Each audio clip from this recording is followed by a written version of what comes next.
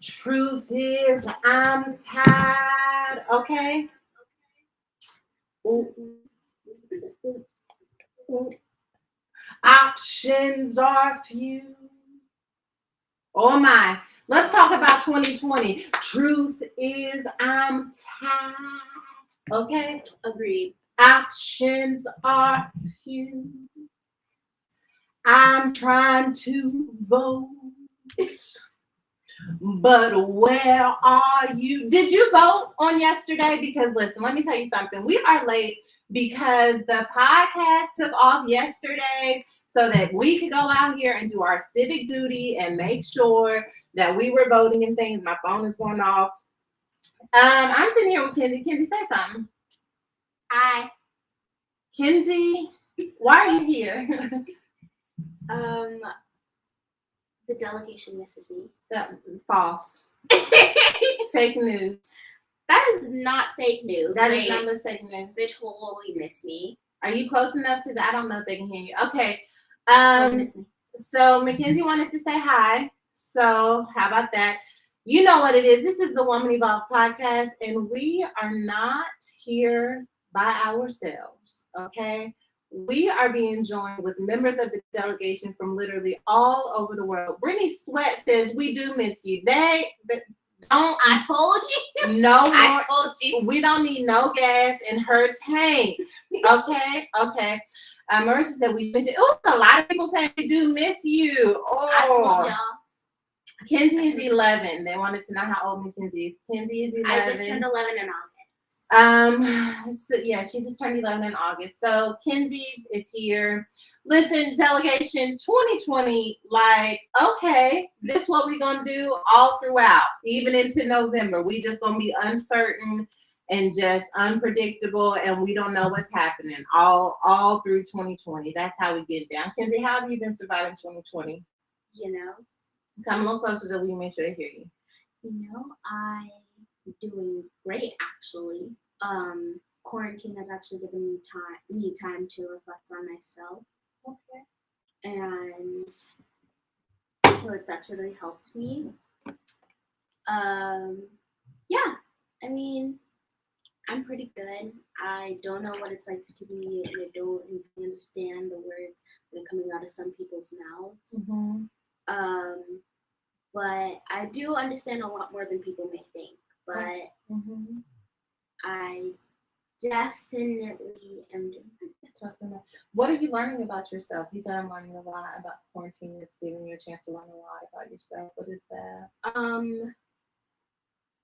You know, I've given myself time to think about all the things I'm grateful for and really appreciate those and hang on tight.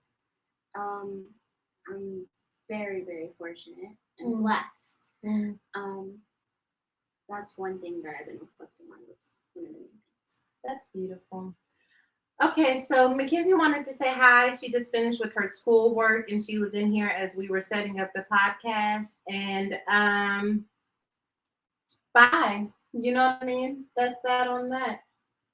What? I'm leaving? Yeah. Because we got grown folks stuff to talk about. Okay. Say goodbye to the saints. Tell the saints we love them. Okay. And close the door behind you in Jesus' name. Amen. Kenzie, the delegation said they're proud of you. Okay. Thank you. Okay. Deidre Harvin says some folks saying they voting like they said they're doing keto. Lies is what she's saying. Some of the saints wasn't out here voting the way they said that they was voting.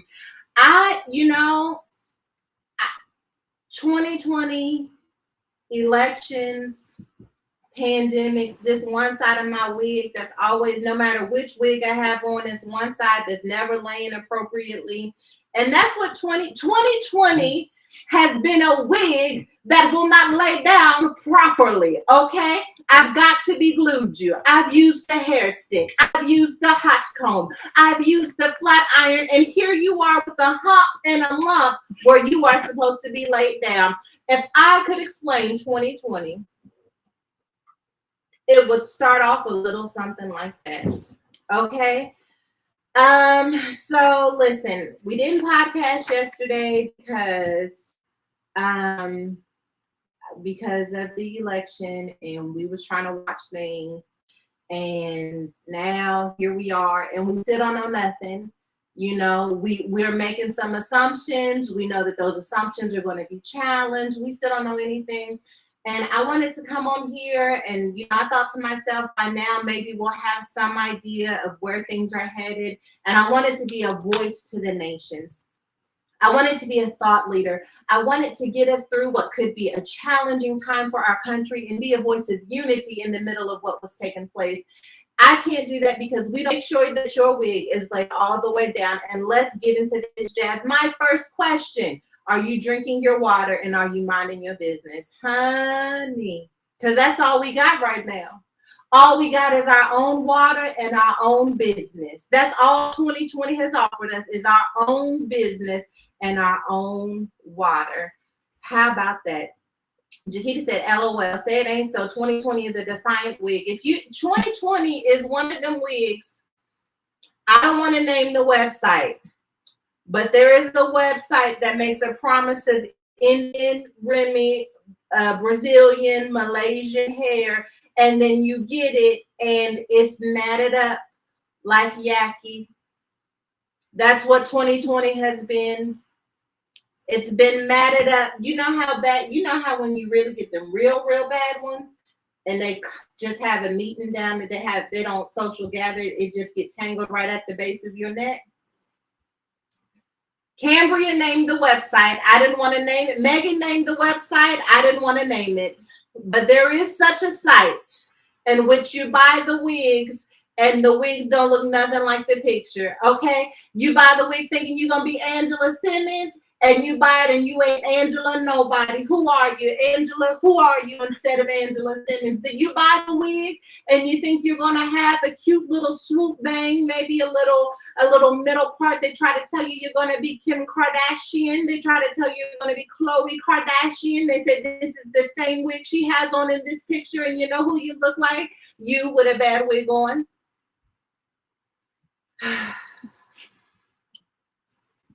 Cheryl said, over here in France, minding America's business. And we appreciate you. Pray for us. Pray for us. Okay. Willetta says, where did you get your mug from? I need one.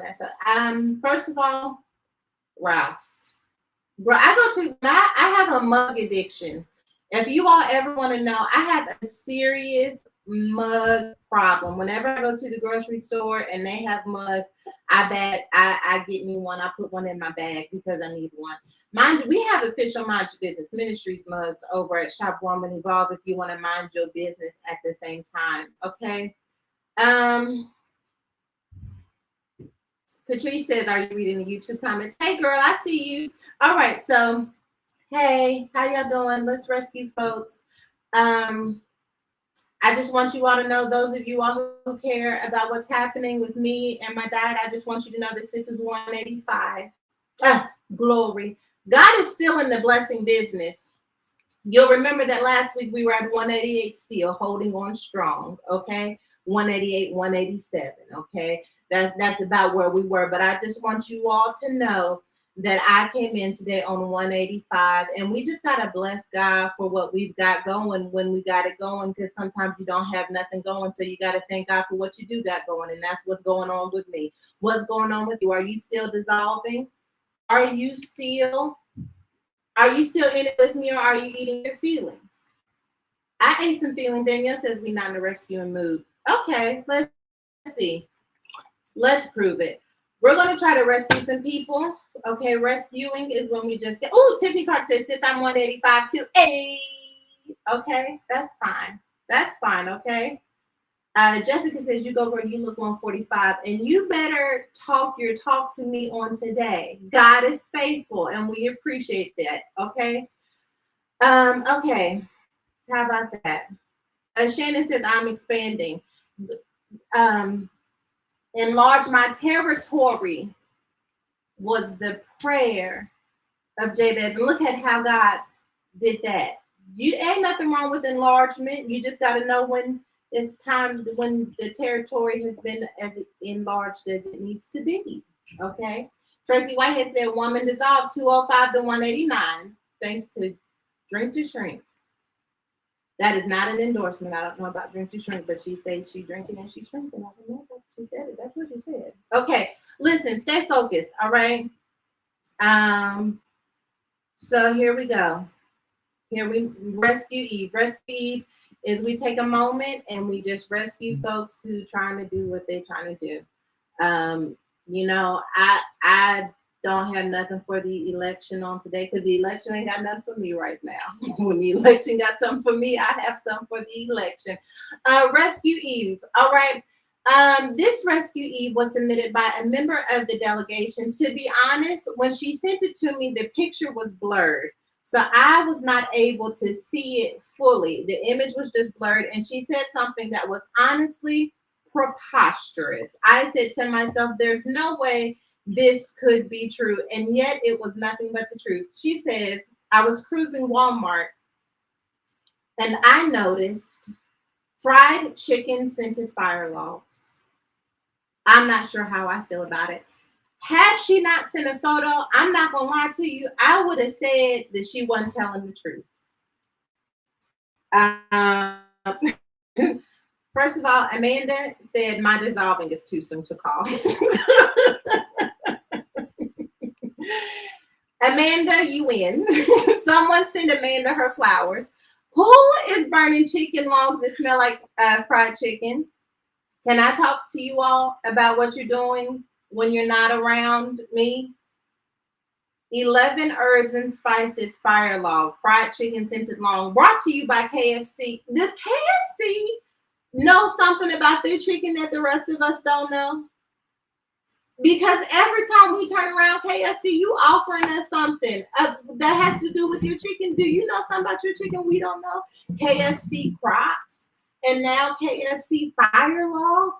Have you ever, for the holidays, just fry some holiday chicken? You don't even have to burn a log. Why would I want to just smell fried chicken? I want to eat fried chicken. I don't want to just smell. Who wants that house? Have you ever fried chicken in your house smell like fried chicken? Let me tell you. I fried chicken. One of our other sons turned 18 for his birthday. I fried chicken in a different wig. That's why I have on this wig. Because the fried chicken smell won't leave that other wig. Who was, oh, wait, I'm trying to rescue them. Hold on. I forgot what we're supposed to be doing. Hold on, let me try to fried chicken balls. Why would someone? Because they can't cook. Shanice, you come through. For those of you sisters of ours here in the delegation, and you said God hasn't blessed me to cook yet, but He's blessed me with someone who I want to believe. I want them to believe that I know how to cook. KFC has the answer for you. This is what we're going to do.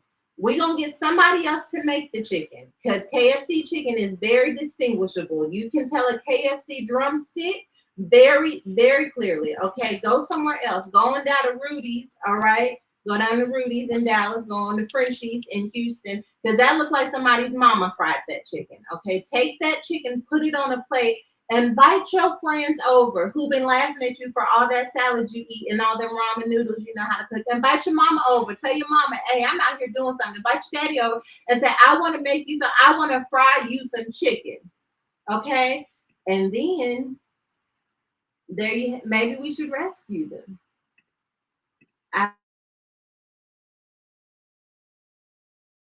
Smell. You better. All right. Um, can we are we going to rescue? Can we rescue the fried chicken wheel? S. Freeman says, you are so right. KFC is horrible. Popeyes is ruining them. Popeyes, stay focused, okay? Stay focused. I went through a season where I would go to Popeyes and can I tell y'all about me not can I tell y'all something about me? And this is why I have to stay in the will of the Lord when it comes to what I eat. I used to go to Popeyes and get chicken, then go to McDonald's and get French fries, and then go to Panera and get a chocolate chip cookie. When I lived in Dallas, they was all by each other. God just was he would just deposit things in my spirit. He was like, you know what? You don't have to pick You don't have to eat Popeye's fries if you want McDonald's fries with this chicken. Okay, but all right. So, um, so are we rescuing? Can we rescue or no? Um, the delegation, K Honey says yes, rescue. They're trying to make money, Sarah. All right. Kiara says it's okay. You were living your best life with that meal. Sure was. Um, okay, so can we rescue them? Naturally Coily says, I haven't had KFC since the pandemic. Miss Candy says, it's weird. I don't know about a rescue. Sorry, I'm very lost. Yeah, I mean, it's interesting, but I do think there is something to if you can't cook, but you want people, well, that would be lying. That's not honest. Alina says, no rescue, not even the KFC log to rescue them. Could we throw them a KFC log and that could be the rescue? How about that? Tanisha says, no rescue. We trying to be great and they trying to sabotage us. You're never lying. You're never lying. Um, okay. So okay, Sabrina says they can get some floaties. Okay. Zola says they can float on the log. All right, this is what we're gonna do. We're gonna rescue them with their own log. I love that. I love that so good. I love that so good. That's so good to me. Brianna says Sarah want to rescue so bad, but she won't let herself come to our side. I love that. It feels good. Okay. All right. So we're gonna do a floaty. We'll do a floaty, and that's it. Um, S. Freeman says, what? No, Sarah, don't share that meal combination. You may be giving woman dissolve some ideas. Let me tell you something before. Okay, Panera changed their recipe. So I can no longer vouch for those chocolate chip cookies. Evidently now there's no artificial coloring, no artificial nothing, nothing's artificial. And you know what I'm saying is there was a little artificial in recipes. So I'm not vouching for the artificial cookies. I like a little fraud in my cookies. I like my cookies to have a little fraud in them. You know what I mean? That artificial free cookie, that ain't my testimony, but that's all right. All right, so we're gonna rescue KFC with their own chicken scented Yule log, and that's that on that. Okay. So can I tell y'all which story? Can I? Sherelle Stanley says I done missed half of the podcast, but I see majority no rescue. Sherelle, the gag is sis was late, and you're just here getting started with the rest of us. Did y'all hear about this story where two passengers were kicked off American Airlines flight after they tried to hide under a first class seat? What? Are you as confused? Are you as confused as I am with this story? Two passengers on American Airlines flight were kicked off after one reportedly tried to sneak into first class and hide under the other passenger's seat. Wow. Flyer Talk reported that the flight on October 30th was from Dallas to Miami. It was delayed, prompting a woman in coach to go to first class to talk with her friend. Nothing wrong with that.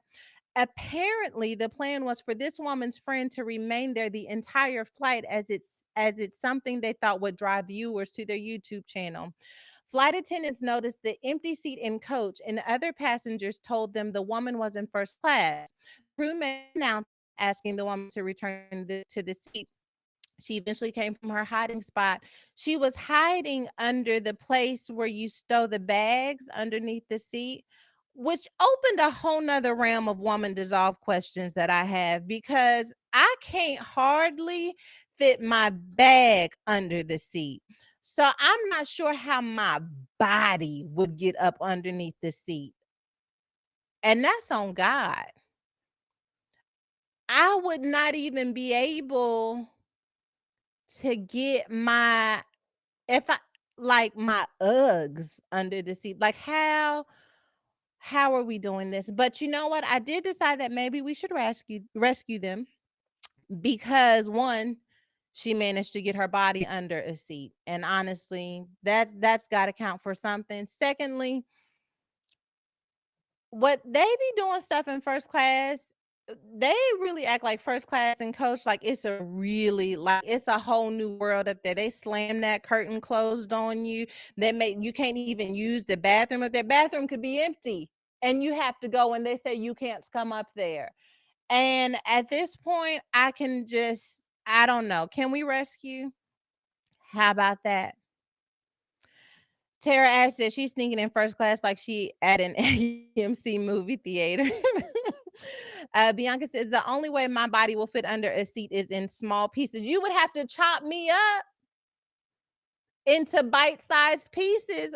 I'm telling you right now, my knees won't. First of all, I barely fit in these chairs. If you want me to be honest, I barely fit in these chairs. How am I getting underneath one? I haven't seen a chair yet I can get under. Ella's 4. She hides up underneath the chairs in the dining room sometimes. And I'm like, sis, I'll never be able to come get you. How are we hiding under chairs? Um, can we, but do we want to rescue? Tracy Whitehead says no rescue. Tanisha says she's trying to catch COVID under there. That's if there's any place it's hiding, it's probably, I don't know. I'm just saying. S. Freeman says, no, ma'am, no save, straight foolishness. But sometimes, do you ever just want to be like, hey, I'm gonna come up there? Don Lewis says, no rescue. She did it for likes and I don't like it. Well, how about that? McKinney says they would have heard me because I would be breathing so when I tell you they wouldn't have had to look for me because they would have needed to call an ambulance. When I say I can't handle it, I'm tired. Mariah says sometimes the lifestyle we want doesn't match the bank account we have. I respect the hustle. I like it. Wakita says rescue. It was worth the try. Indeed. Danielle says rescue because why not? Let them live their life. If y'all fool enough to let me fit up underneath the seat, let me stay here. Why? Don't be a hater. She wasn't gonna get no peanuts. She wasn't gonna get no warm towel. She just wanted to be up there. Sometimes, oh, I feel a word coming. Sometimes you just want to be exposed to what's happening, even if you can't partake in what's happening, because you want to have vision for where you know you could be headed, but haven't arrived yet. Now, y'all know I preached. My wig may not lay down, but that word lay down tough. Tough. It's exposure. Like David serving King Saul, exposed to Sarah McKinney says, listen, rescue because mama hit a new move. Sure did. I'm rescuing because how could you be that flexible? I admire it. How about that? Deandra says that's some uncomfortable exposure, but sometimes, see, this is the word. See, this is the thing. Sometimes that comfort is that exposure is uncomfortable. Saul was throwing spears at David, and yet he stayed in uncomfortable exposure is a real life word. And now I didn't set up because I feel something marinating on that. Uncomfortable exposure, working for people or working in environments that are difficult and challenging so that you can be exposed to how you would do things differently if you was running things. Huh. Lisa Crawford said, preach it. Okay. Kiara says, gives us the airplane for rescue. I like it. I'm turning this thing around. I see you. I see you shifting. I see it shifting in the comment sections. Okay. Kiki says rescue because we got a word from it. That's what I'm saying. You better preach that. Nakia says that was a whole meal. Sometimes you have to work for it, but it will come right on up. Jaleesa says, oh, that's a sermon. Uncomfortable exposure. That's a whole word. Let that marinate for a minute. Okay. How about that? Albert says, okay, I changed my answer. Sometimes you have to surround yourself. You can set your goals based on your environment. It's something. Hmm. How about that? Uh-oh, Baja has a different word though. This is a preaching challenge. Baja 91 and I are tag team preaching because Baja 91 says no rescue. If you weren't called to it, you can't force your way in. And when you do, you end up losing more than what you bargained for. This is tag team. This is the Woman Evolve virtual experience right here. Oh my gosh, you're listening to the podcast because you couldn't make the live, not realizing you didn't just miss the podcast, you missed the whole conference.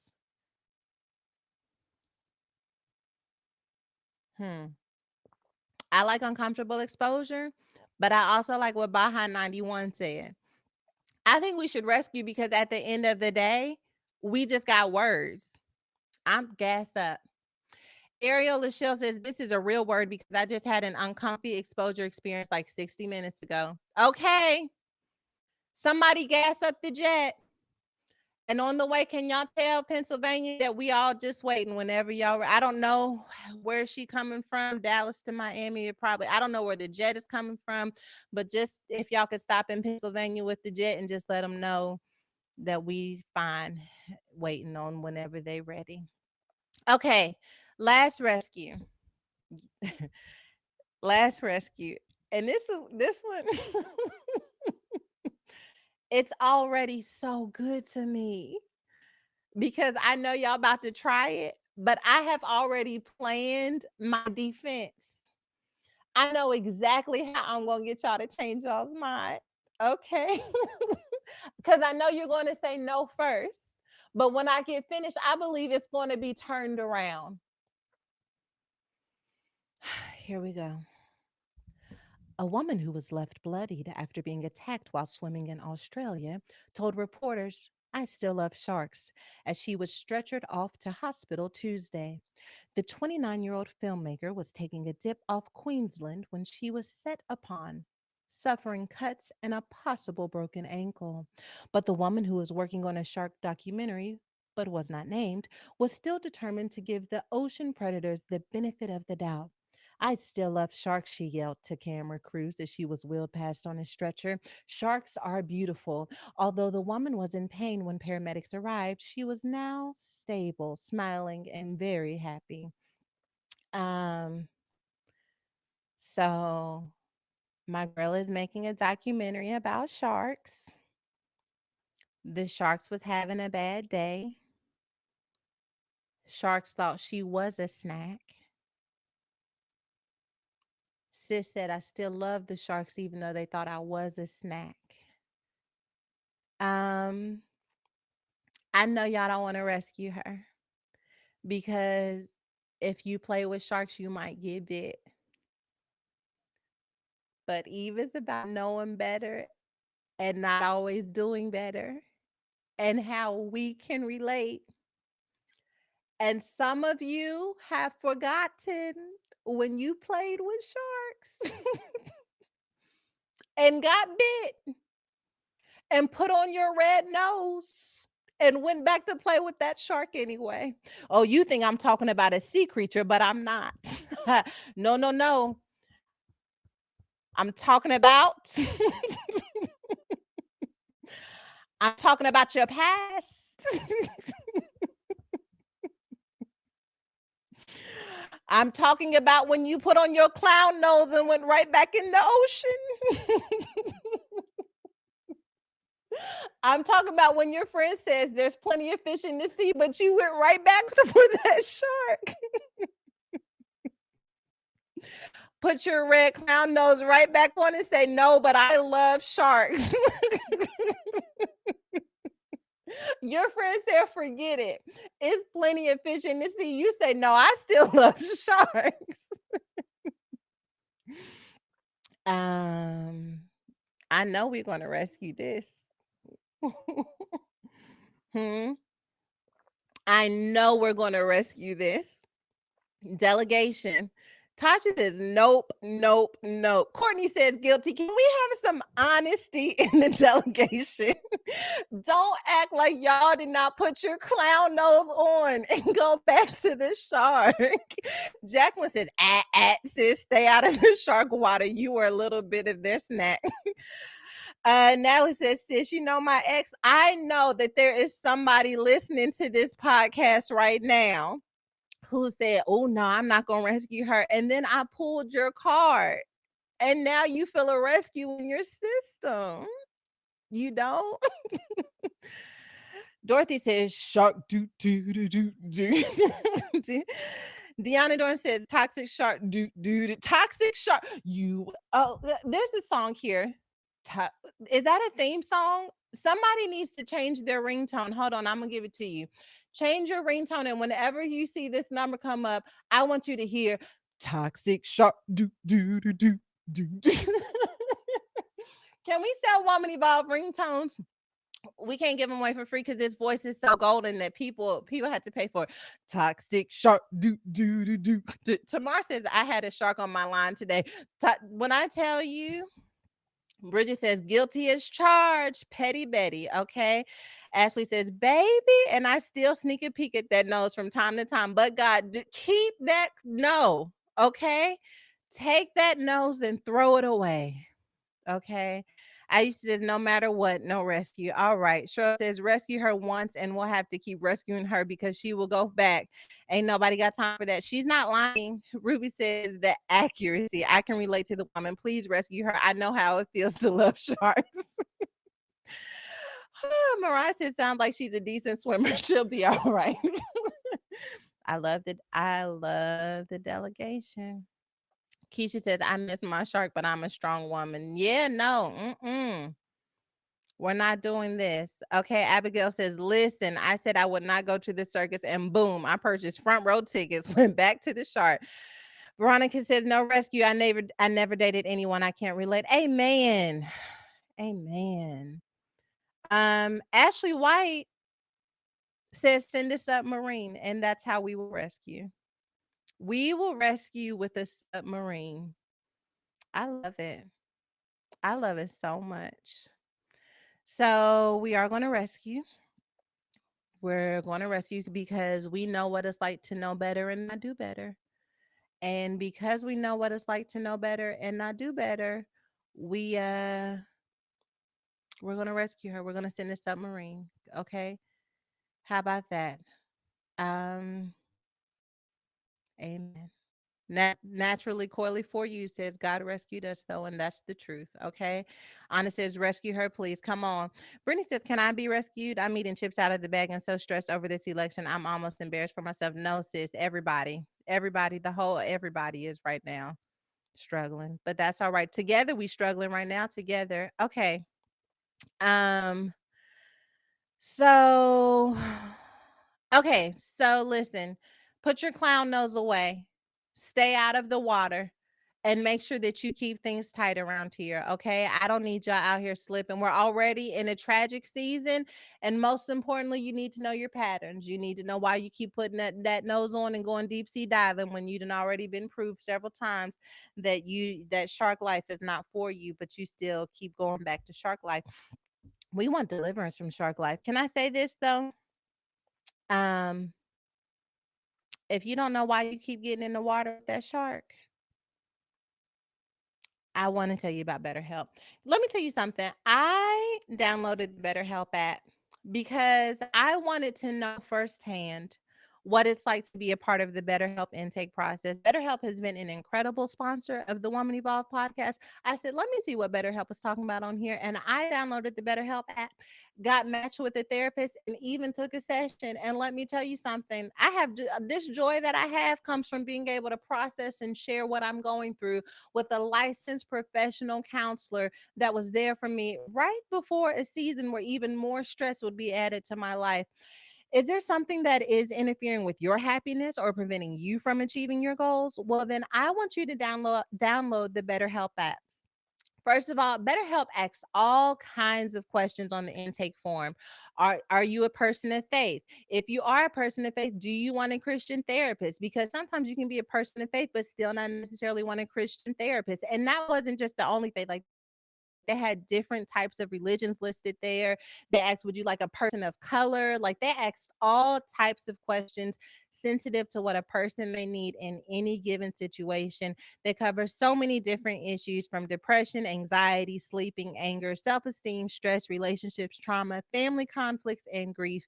Anything you share is confidential. There's financial aid available for those who qualify. And if you're not happy with your counselor for any reason, you can request a new one at any time. Okay.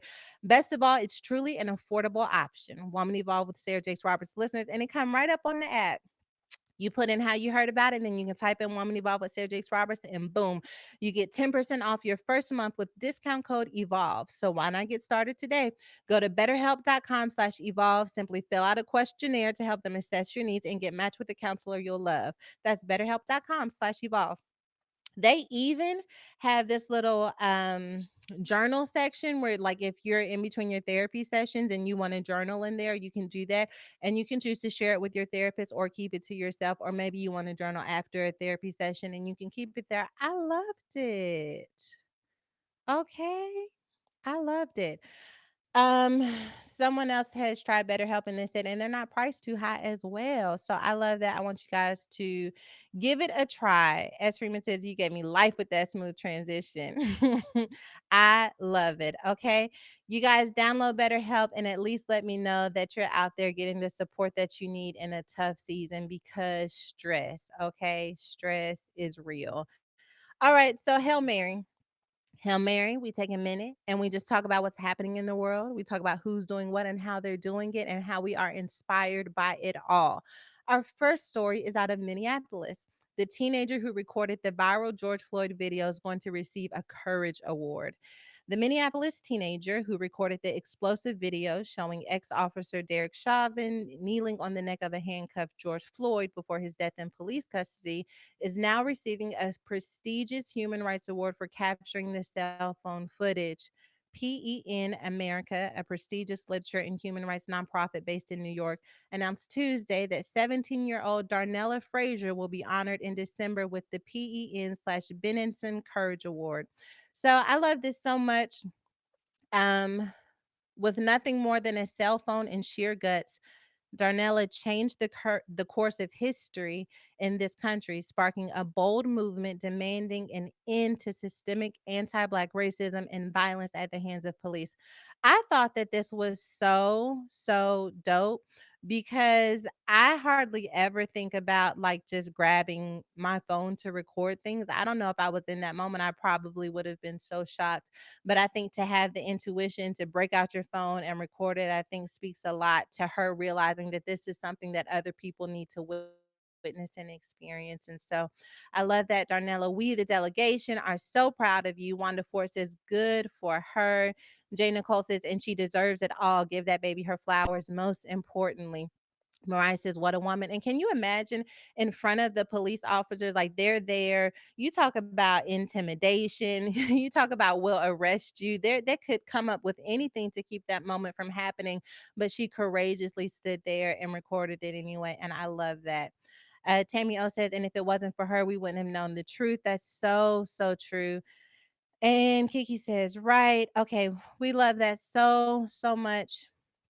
Our next story, Russell Wilson and Sierra donate 1.75 million to Washington School via Why Not You Foundation. Seattle Seahawks quarterback Russell Wilson and Sierra, the Grammy-winning performer, through their Why Not You Foundation, are contributing about $1.75 million to rebrand an existing charter program known as Cascade Midway Academy, just south of Seattle. The Cascade, first of all, Russell and Sierra, how we gonna say it? We gonna say Sierra. We gonna put that A in there like that, or we gonna say Sierra. However, we're gonna say it.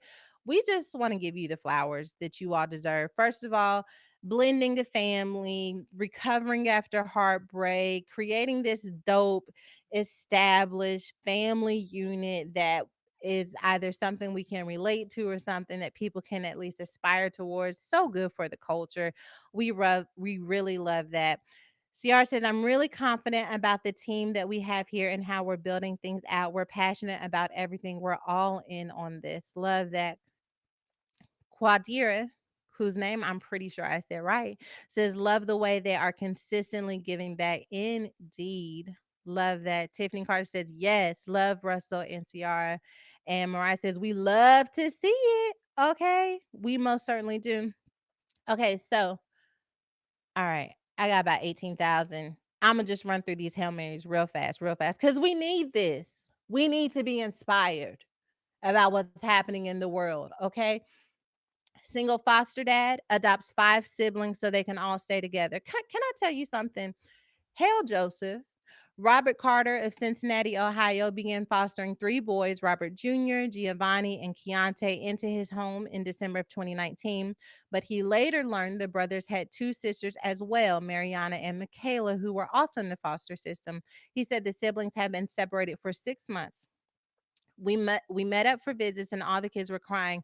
I knew, okay, I have to adopt all 5. Can I tell you something about adopting 5 kids out of foster care because you wanted to keep them together? The next time somebody tries to tell you that there are men out here who won't take responsibility for their children or won't take responsibility for helping to raise other people, we need to change the narrative. Just because we have this stereotype of maybe what it means to have a black men or black fatherhood, whenever we see someone who's standing up to it, whether it's Russell Wilson, Robert Carter, Teray Roberts, whoever, we need to make sure that we are acknowledging that and really allowing that narrative to live and thrive just as heavily as we let other narratives live and thrive.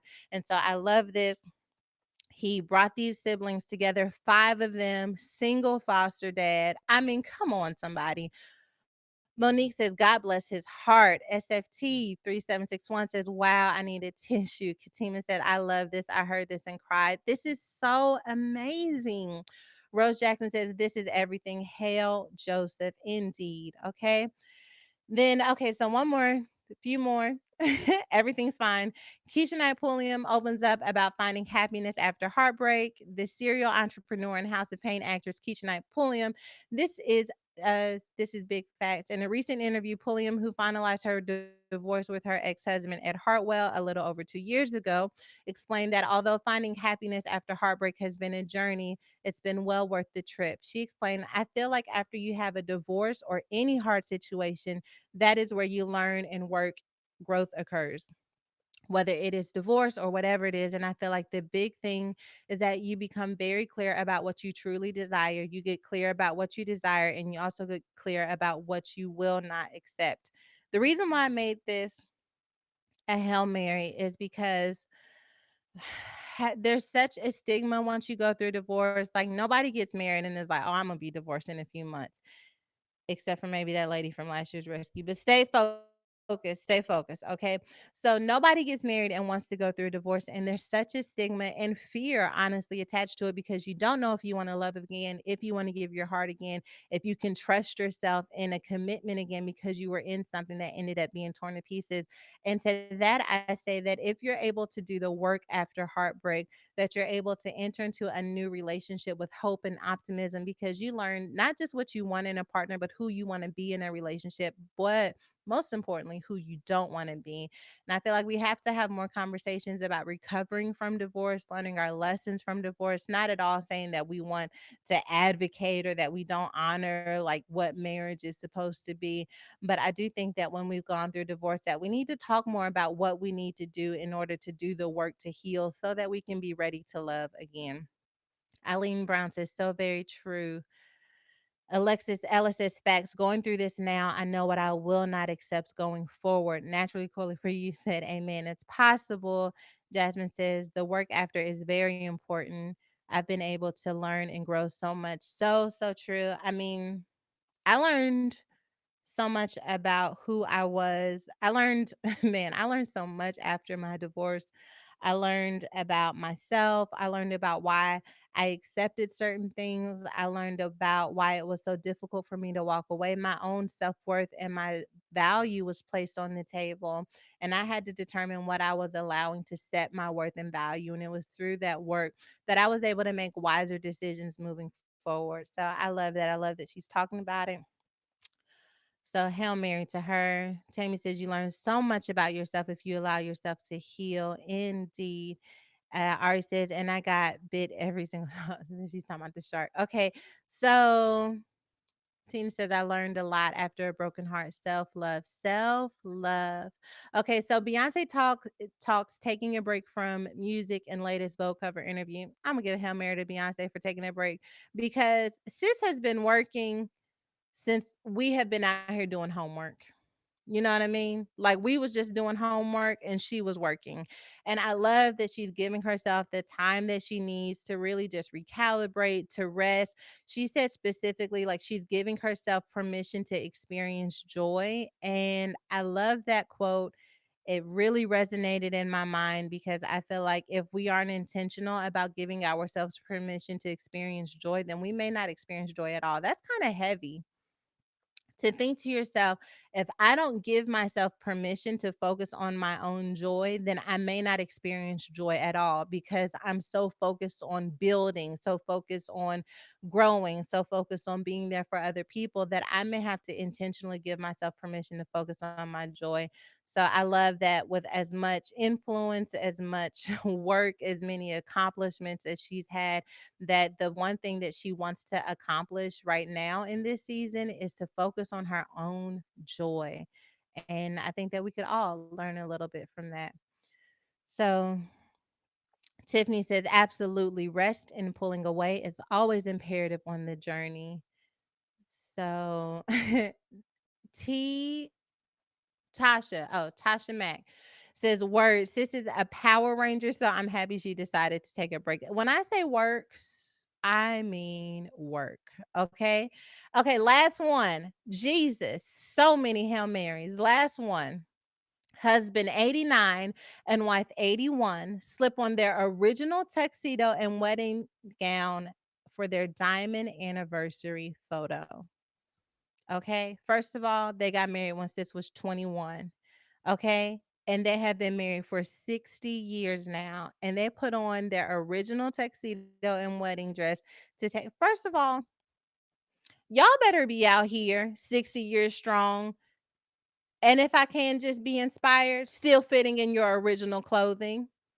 If I could just be who I am for a minute, 60 years later, there are two things happening in my mind right now. There is one version of me that wants to be a fluffy big mama. I want people to call me Big Mama at 81 because God's gonna bless me with a long life. I'm proclaiming, I'm laying hold of that unless He come back and get us. Jesus may come back and get us before we even know what's happening in Pennsylvania, but that's all right. Stay focused on the story, y'all. Listen, let me tell you, 60 years later, I'm either going to be Big Mama with big old fluffy mattress body, or I want to be fitting in my wedding dress from my wedding. And I don't know which one it's gonna be in 60 years. I don't know which one it's gonna be, but I don't know.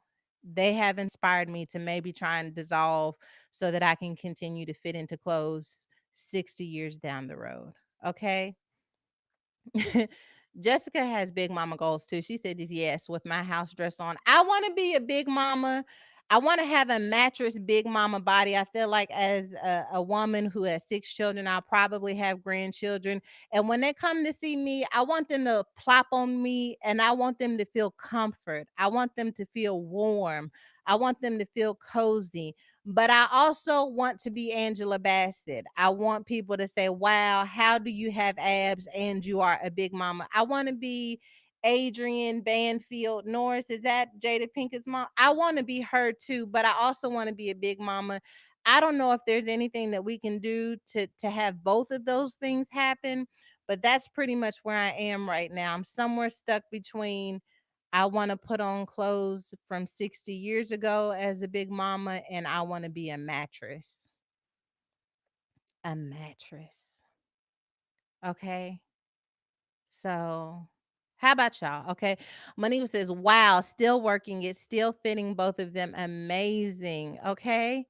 Tiffany Carter says comfort. Brianna says, "How do you have abs and you're a big mama?" I don't understand. This is what I'm saying. I don't know which one I want to be, but I mean, I don't know where I'm going to land. This is what I don't know. I don't know where I'm going to land, but I know that I have two versions I want to be. I don't know. Shelby says, "Because these new grandmamas are raggedy. These new grandmamas with their abs will never be called big mama. I quit woman dissolve. I want to be a big mama." Tina Dangerfield, you need to find the formula, Nutty Professor. Something's got to happen. Something's got to happen. Okay, so Adrian says, "Did she say a mattress?" Yes, a comfortable body for my grandchildren. Brianna says, "What's in the cup?" I promise it's tea and honey. I don't want to tilt it too much because I've been then spilt it. It's tea. It ain't nothing but tea. All right. Okay, so Renee says, "Listen, the only way I'm going to be a big mama is if I literally have the outfit from the movie. Until then, I'm going to continue dissolving." That's fair. Maybe I can just buy a suit to put on when my grandkids will never have to know I have abs. I could just put on my big mama suit when they come over and then post go to the beach with my abs. God will give you the desires of your heart. I can do both of them. Thank you for that. I will continue to do what I am doing now. Abs with a big mama suit. Angela says that's a Medea. You know, Tyler said he's not gonna be Medea no more. I wonder if he'll put that suit on eBay. You think so? I get that big mama suit and I still be a mattress with abs. Okay. So, all right. Those were all of my Hail Marys. Um, oh, oops. Okay, so this is what we're gonna do. Not even ready. Are y'all ready? Here it goes. 1, 2, a 1, 2, 3. What you need is to get a big mama suit and then still have your abs. And I know you think to yourself, how am I do that? Because right now I got big mama eating tendencies, but I got ab desires in my heart and I'm stuck and I don't know what to do. See, the problem is you're worried about what you're eating and not why you're doing it. You need help, you need tools. You can't just be worried about what you eat. You need to be worried about why you're doing it. And if you're not able to focus on why, you don't know the answers, then I have a resource that's going to help you out. It's called Noom, okay? That's Noom. Getting in shape doesn't have to be about losing a specific amount of weight or a magic number on the scale. It's about building healthier habits and feeling better about yourself. If fitting into that favorite pair of jeans is your goal, or your original clothes 60 years down the road, backwards, when you 60 years from now, you want to fit into your clothes, there are many reasons you might want to practice self care, and every person is different. Okay. Once again, I downloaded the Noom app. When I first started dissolving, I said to myself, I'm not going to be able to do it by myself. I need support. What I love about Noom is that they give you a coach. There's a support system of people who try to come together and help you to obtain your goals. And they don't beat you up when you eat too much or you get off or you fall off the wagon. They don't make it like a big old thing. They just inspire you to get back on the road so that you can get to the place of what you have in mind, those goals. Okay. So we are all strapped for time right now. Noom just asked you to commit 10 minutes a day for yourself, 10 minutes of self care. You're human. Like I said, if you go off track, there's no shaming, just tips to help you get back on track. If you are like me and you are ready to dissolve, but you need a little bit of support, okay? I want you to know you don't have to change it all in one day. Small steps make big progress. Sign up for your trial today at Noom, Noom.com/evolve. What do you have to lose? Visit Noom.com/evolve to start your free trial today. That's Noom.com/evolve. Kanisha says, I want to see what Shanice looks like. Disappointed. Disappointed. Like she would like to be working remotely so she doesn't have to put up with my shenanigans. No, for real. Noom. Okay. So, advice. Listen, we have the advice questions of all advice questions today. Okay, hold on. Let me see. Mm. Okay, so hold on. Because I took she DM'd me. She's a member of TPHLA, and I told her we got her. Okay. Oh, I told y'all I need glasses. This computer, I can't see nothing but the Holy Ghost. And sometimes that's all you need to see is the wind of God. The wind of God. We'll edit that out. I'm better than that. I didn't have to do that. Okay. Hi, Sarah. I listen to the podcast all of the time, and I'm also a member of the Potter's House 1 LA. Thank you so much for all the work you put in. You've literally helped change my life in so many ways. Today, I need some advice because I'm in a season that I've never been in before and I'm at a loss. My fiance, since January of this year, lost his mom to cancer about 6 weeks ago. This loss has also been tough for me as well since I was also close to his mom. We were planning on getting married in 2021. However, lately things have been a struggle. My fiance and I are both grieving, but he is really struggling with the loss. I'm trying to be there for him as much as I can while still taking care of my own mental health. I'm seeing a therapist through BetterHelp. Hey, and I've been praying and seeking God. My fiance is devastated with the loss and doesn't really connect with me spiritually like he used to. He's also less motivated to seek God on his own or be there for me in our relationship sometimes. He said he was open to going to therapy as well. I know that grief is a process that takes time and everyone grieves differently. We love each other and we enjoy our relationship. God led us to each other and has been at the forefront of our relationship. I know that God wants us to be married because he has confirmed it many times. I miss reading the word with him and having spiritual talks, but I also know he's going through a lot right now. How can I be there for him during this time? How can we continue to pursue a solid foundation in our engagement so that we can be prepared for marriage? How can I still connect with him spiritually without being insensitive to what he's going through? Sometimes I just don't know what to say. I just keep praying. If you and the delegation could give some advice, I would greatly appreciate it. Thank you.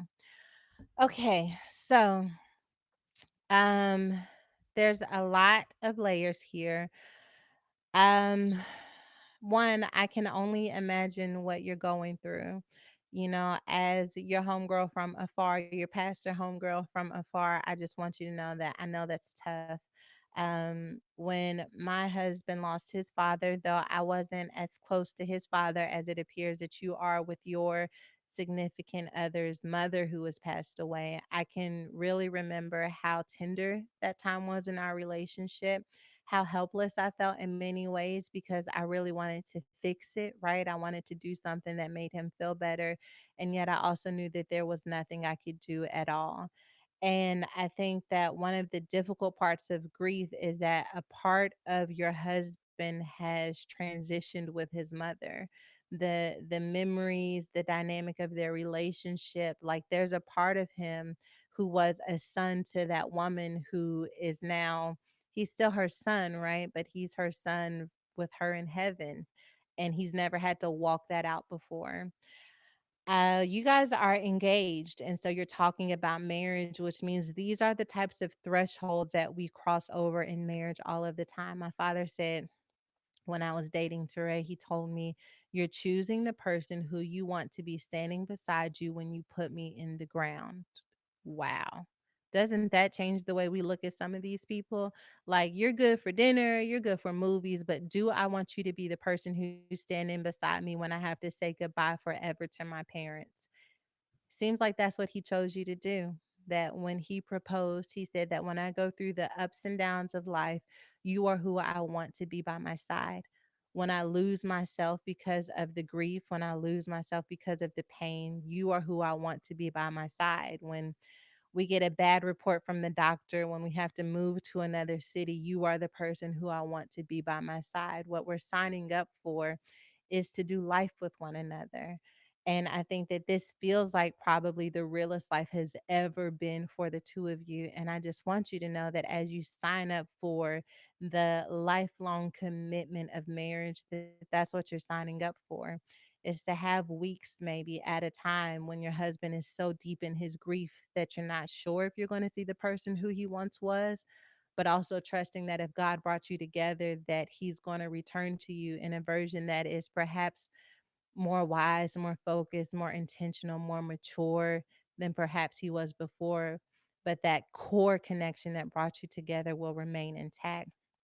Right now, he can't be your fiance as you knew him because he doesn't know who he is right now. And I think through love and grace and patience that you walk this thing out together. The beautiful thing is you don't have to worry about the wedding right now. You can stay in position as a fiance, and the only thing you have to focus on right now is him healing and becoming better. You don't have to plan the wedding and heal from grief at the same time. During the course of that, you may say to yourself, hey, I'm not sure that you're coming back. I'm not sure that you're in a space where we can even move forward with marriage until you really get the help and support that you need. But if I were you, I would just realize that because we're signing up to be married, that this is what I signed up for. People lose spouses, people get cancer, people lose children, like real life be going down in the union of marriage. And it's been 6 weeks since she passed. That's still so very fresh.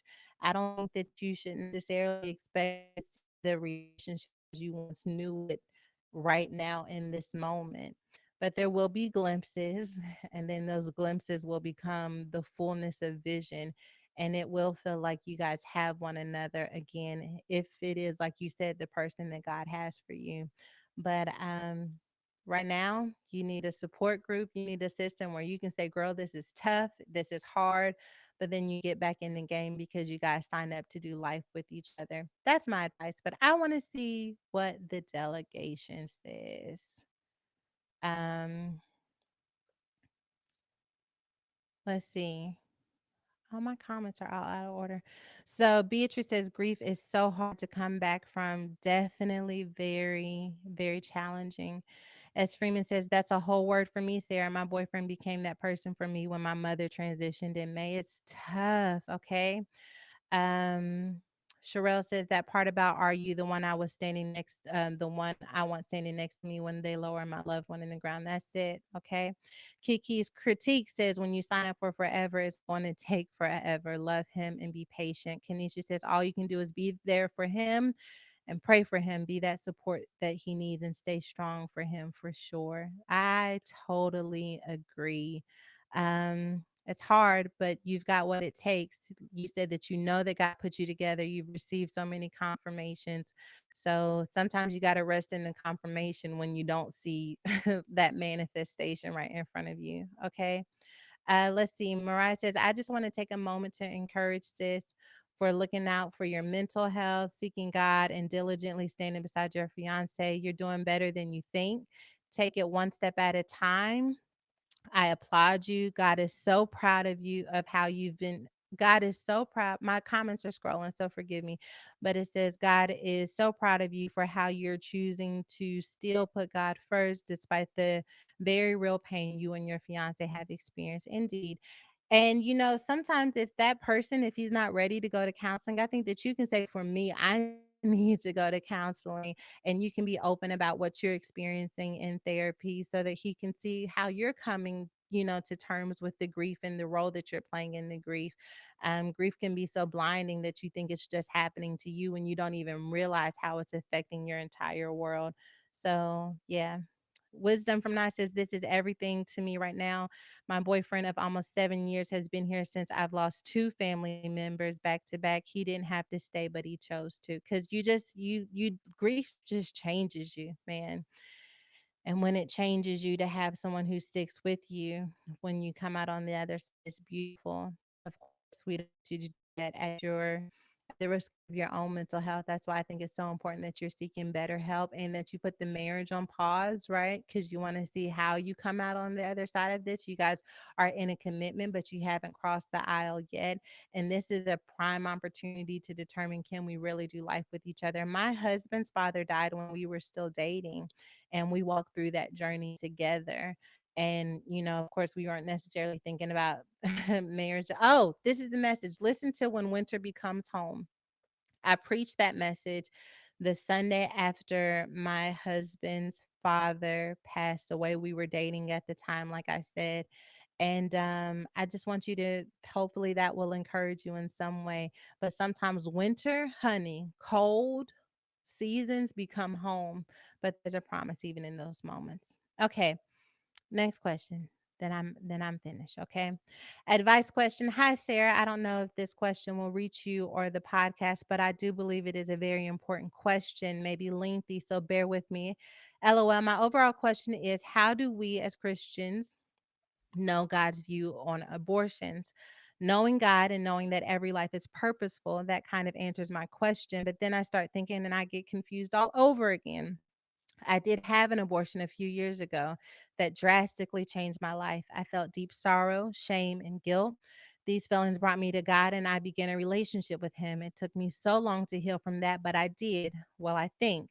Last year I got pregnant again, but I always told myself I would never do what I did again. So I now have a beautiful 1 year old son, but I often feel guilt because his father did not want me to have him. He wanted me to get another abortion, but it wasn't an option for me. I love my son and I know he's here for a reason. What are your views on this? It's my body. I feel like I made a decision based on my beliefs, but then I'm often reminded of a decision that I made for someone else. It's just so hard. And honestly, I don't know how to feel. Help, sis. Thank you very, very much. I pray this reaches you and I can get your perspective as a woman of God. So, this is such a layered question. So, I'm going to try and break it down and then I'm going to move it over to the delegation. I think that when we start thinking about just like God's intention and we take it back to the garden, like God's intention was never for anyone to kill anybody. That's Cain killing Abel. Like, that was never God's intention for us to have these types of what have now become, I don't even want to say that have very much become norms in our society.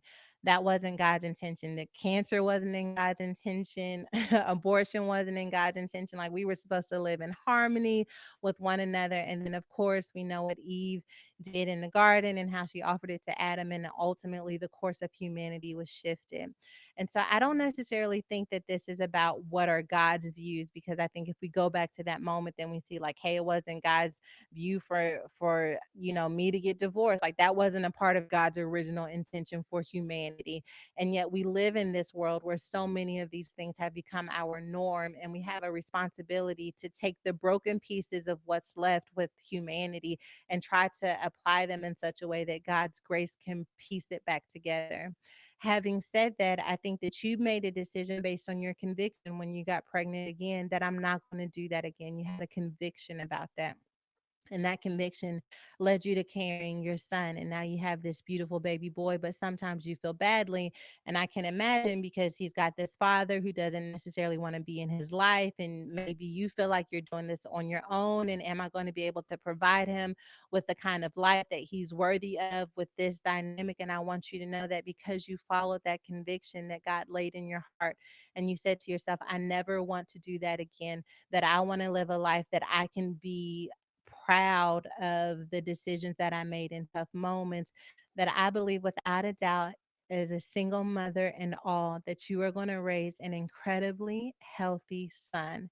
That whether his father wakes up and decides that he wants to be in his life or never decides to step in at all, that when you made that decision to keep your child, that God had already gone ahead of you and made provision for your child to be covered in the areas where there could be potential brokenness, for there to be mentors in areas where he may have felt absent, and ultimately for him to have his own space where he realizes that even if I would have had the perfect childhood, I was still going to need God. Even if things had gone the perfect way, I was still going to need God. We're all walking around with some type of limp, right? We've all experienced some type of bruised heel. That's the whole woman evolved thing, right? This bruised heel society. And I just want you to hold fast in the confidence that you have in following your beliefs, following your conviction, doing what God laid on your heart, and creating an environment, as tough as it may be, for your child to become all that God has in mind. We can't force this guy to be in the kid's life. We can't change this circumstance in which your son was brought in. But what we can do is make our own personal decision to live a life of healing, of wholeness, of righteousness, of really coming to a place where we understand that we have to be the healthiest version of ourselves if we're going to raise healthy children. And in doing that, God's going to cover your child. I think for me, when I'm reading your message, I feel like your biggest concern as a mom, which was mine as a single mom, is like, can I do this on my own? Did I mess my kids up? Are they going to be damaged? And as long as you think that they're going to be damaged, I feel this for you.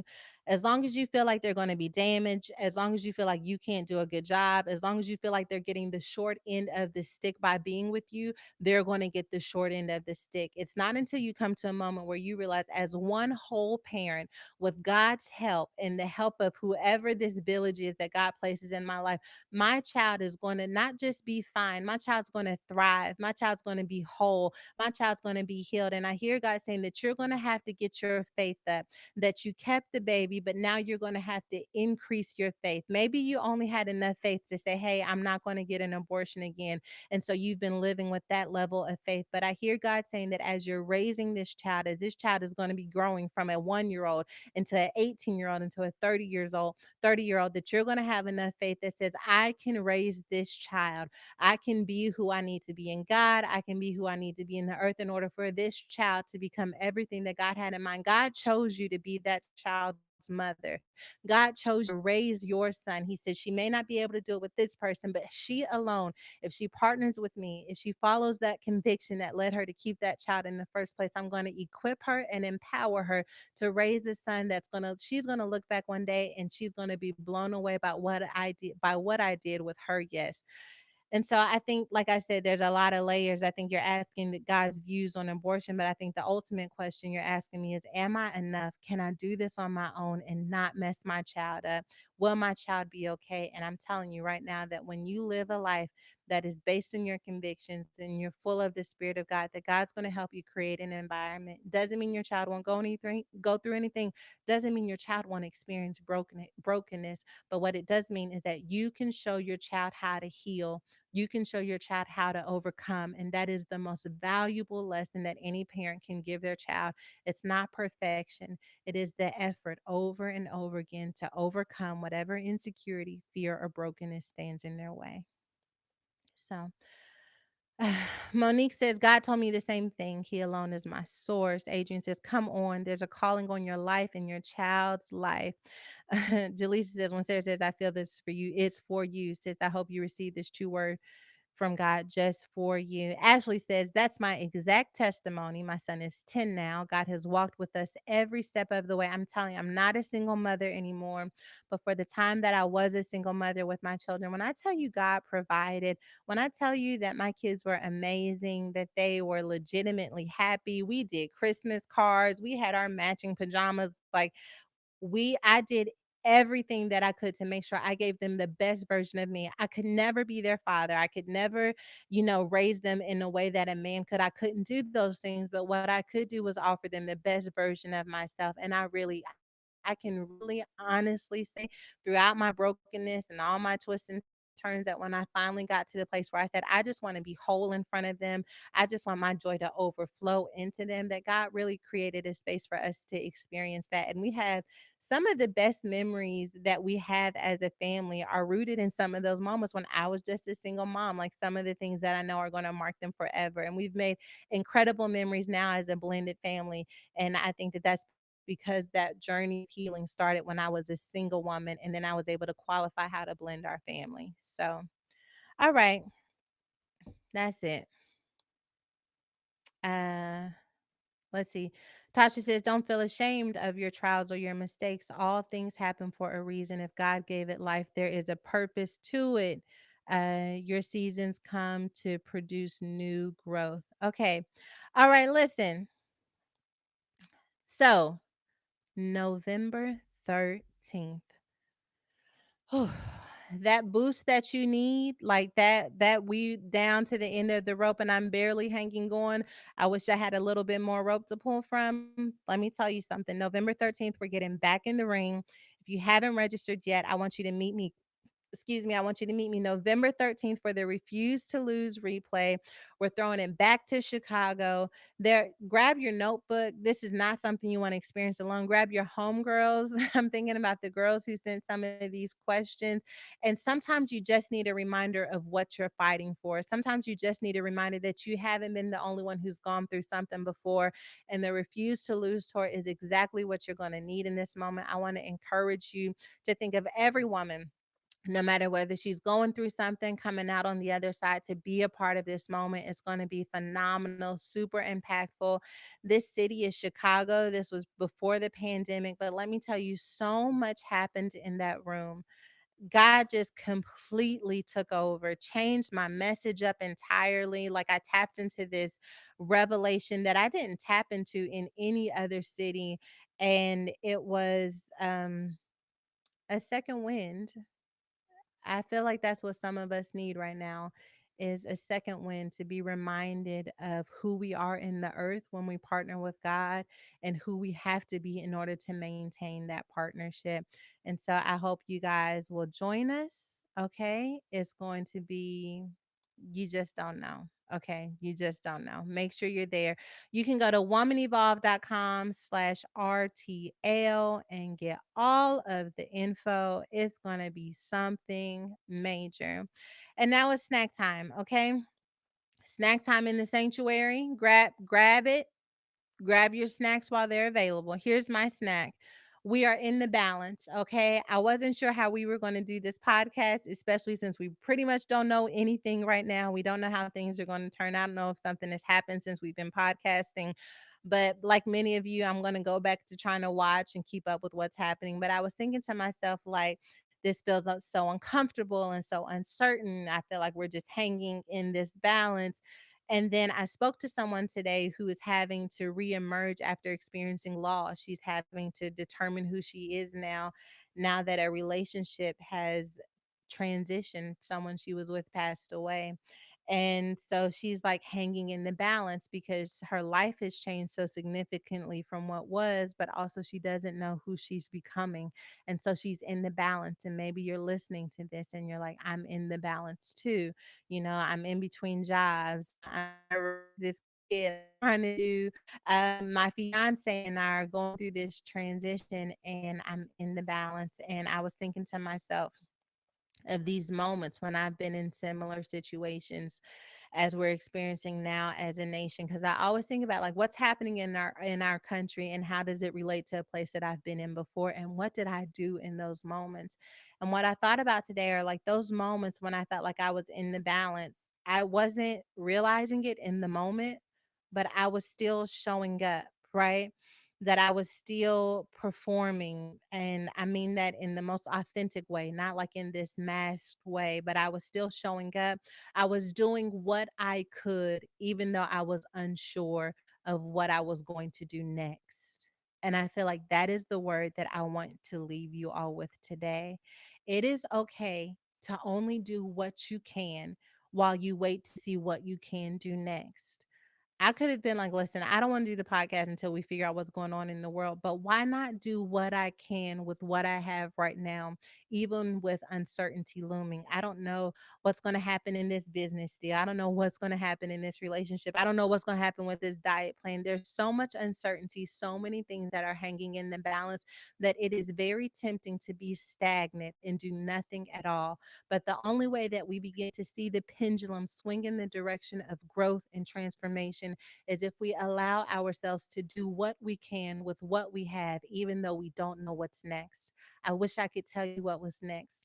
I wish I could tell you how we're going to transition as a nation, as a person, or maybe how you're going to transition as a family, as a woman in this next season of your life.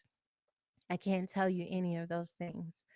But what I can tell you is that there is still something that you can do right now. You can still have gratitude. You can still wake up and take care of your body. You can still connect with those around you. I don't know what we're going to do next. And I know that's not always the most hopeful thing that you want to hear, because uncertainty makes us crave stability.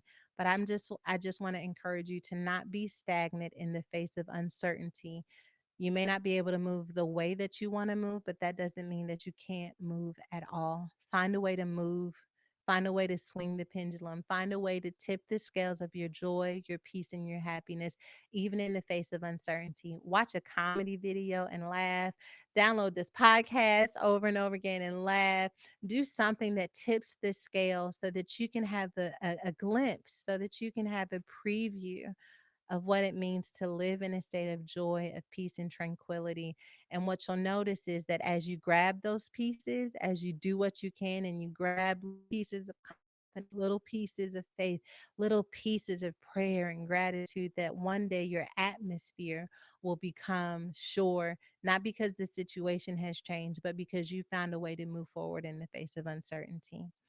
So I love y'all. And Keisha says, thanks, bestie. We really appreciate you. I appreciate you all too.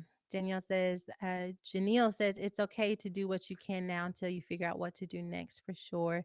Katima says, wow, I'm in the balance. I'm transitioning from empty to full. And that is so right. Just show up. D. Parker said, this is why I'm here to laugh with my sisters and be encouraged. Well, here it is. Let's pray. God, so many things in our life right now are in the balance. There's so much uncertainty, and not just with an election. If it was just the election, for some of us, that would be a blessing. But some of us are trying to pick up our identity after grief. Some of us are trying to determine whether or not the fiance will turn into a husband. Some of us are trying to figure out, will the little boy turn into a successful man? So much of our life is in the balance. And yet you are sitting high, looking low, with full knowledge of where this thing is headed. And you're not anxious, you're not worried, you're not afraid, you're not consumed with fear or insecurities. You are full of confidence, you are full of peace, you are full of power, because that is who you are. In moments like this, we feel small. We feel like we can't affect change, that we can't bring healing, that we can't guarantee the outcomes of what's happening in our world or what's happening within our homes. And so we depend on you, Father. It is my prayer that you would touch the ears, the hearts, and soul of every person who's listening right now. And that when you touch them, Father, with your spirit, that peace that surpasses all understanding would be their inheritance, that you would fill them in every way, that they would be confident and anchored, that they would realize no matter what, because we trust our control to you, that we'll be fine. It's one thing to say God is in control, it's another thing to turn our control over to God. So we release our need to be in control. And we say, God, we just want to be aligned. We just want to be obedient. We just want to be connected to what you're doing in the earth. Let that be our peace. Let that be our joy. Let that be our comfort. In Jesus' name, amen.